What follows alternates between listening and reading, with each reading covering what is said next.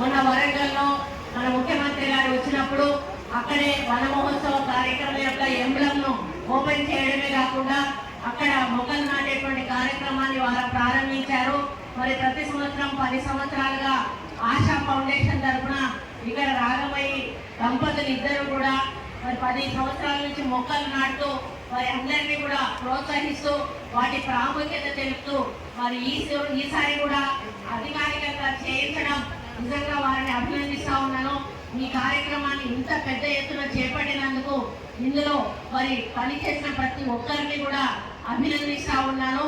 మరి రాఘవయ్య చాలా వివరంగా మన మొక్కల ప్రాధాన్యత ఏంటి, ఎందుకు పెంచాలి, మరి ఈరోజు మనం ఎందుకు నష్టపోతా ఉన్నాం అనేటువంటి మాటలు వారు చాలా వివరంగా చెప్పారు. మరి డాక్టర్ వాళ్ళ హస్బెండ్ కూడా చాలా వివరంగా వాళ్ళ లక్ష్యం ఒక్కటే, మనం మొక్కలు పెంచాలి, మనం ఆరోగ్యంగా ఉండాలి, మన సమాజం ఆరోగ్యంగా ఉండాలి అనేటువంటి మాట నిజమైన మాట. ఎందుకంటే మరి పూర్వకాలంలో ఎక్కడ పోయినా కూడా పెద్ద పెద్ద వృక్షాలు ఉండేటివి.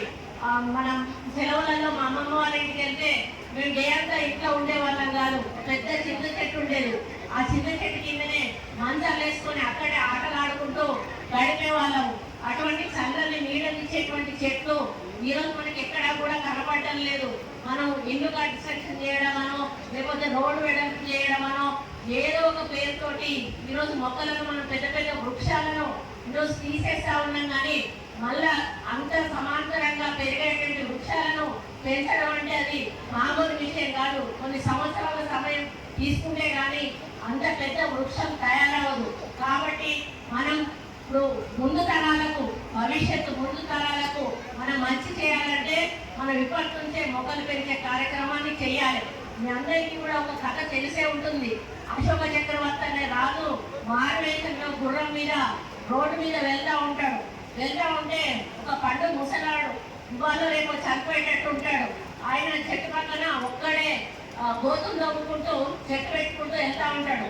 ఈయన వింతగా చూసి ఆ గుర్రం ఆపి తిరిగి ఆయన దగ్గర పోయి, తాత నువ్వు ఇంత ముసలోడివి, నువ్వు ఇవాళ రేపు చచ్చిపోయేటట్టున్నావు, మరి నీకు ఎంత ఆశతోటి మొక్కలు పెడుతున్నావు, ఈ మొక్కలు పండించే పంట నువ్వు పన్నులు తీరే వయసుగా ఉంటావు అని చెప్పి అడిగితే ఆయన ఒకటే మాట్లాడాడు, అయ్యే ఇది నా కోసం కాదు, మన భవిష్యత్తు తరాల కోసం నాటుతా ఉన్నా, మేము బాధపడ్డాము, మేము కష్టపడ్డాము, మన ముందు తరం వాళ్ళు కష్టపడకూడదు అంటే ఇటువంటి మొక్కలు పెంచాల్సిన అవసరం ఉంది అన్నప్పుడు దాన్ని స్ఫూర్తిగా తీసుకొని ఆ రోజు అశోక చక్రవర్తి రోడ్డు పక్కన కూడా చెట్లు నాటిండు.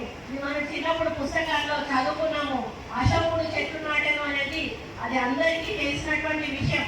మరి అదే క్రమంలో మనం ఈ కార్యక్రమాన్ని కూడా వన మహోత్సవం 1950లో కేంద్రం కాంగ్రెస్ ప్రభుత్వం కేంద్రంలో ఉన్నప్పుడు వ్యవసాయ శాఖ మంత్రిగా పనిచేసినటువంటి కెఎం మున్షి గారు దీన్ని ప్రారంభించడం జరిగింది.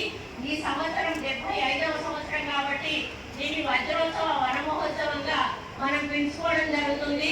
మరి అప్పటి నుంచి ప్రతి జూలై మొదటి వారంలో మొక్కలు నాటేటువంటి కార్యక్రమాన్ని మనం తీసుకొని ఇప్పుడు మన ప్రిన్సిపల్ సెక్రటరీ గారు చెప్పినట్టుగా స్టేట్ కింద టార్గెట్ పెట్టుకొని డిపార్ట్మెంట్స్ టార్గెట్ పెట్టి మరి అదేవిధంగా జిల్లాలలో ఉన్నటువంటి జిల్లాకు టార్గెట్ పెట్టి మనం పెద్ద ఎత్తున మొక్కలు పెంచేటువంటి కార్యక్రమాన్ని చేస్తా ఉన్నాము.